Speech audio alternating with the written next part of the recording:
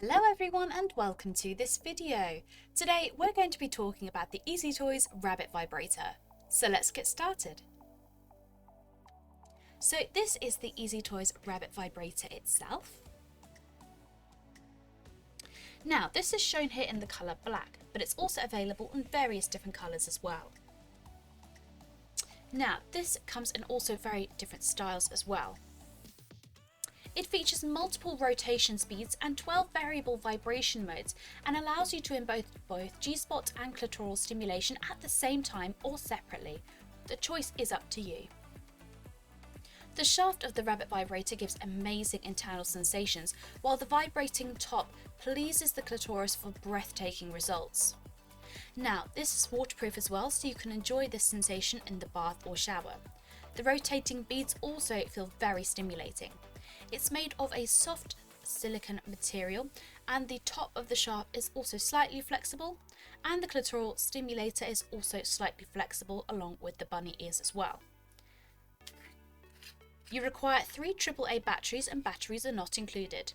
Ensure that all batteries are correctly positioned in, pop them back in, twist the cap back on, and you're ready to go. To turn on the rotations, click on the on button on the left.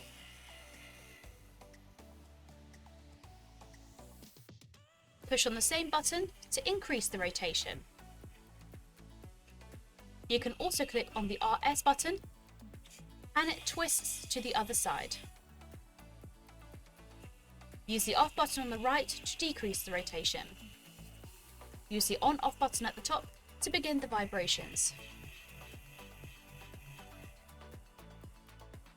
You can use the 12 button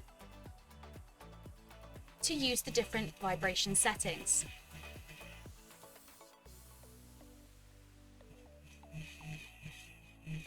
To turn off the vibrations, click on the off button and click on the off button here and everything will stop.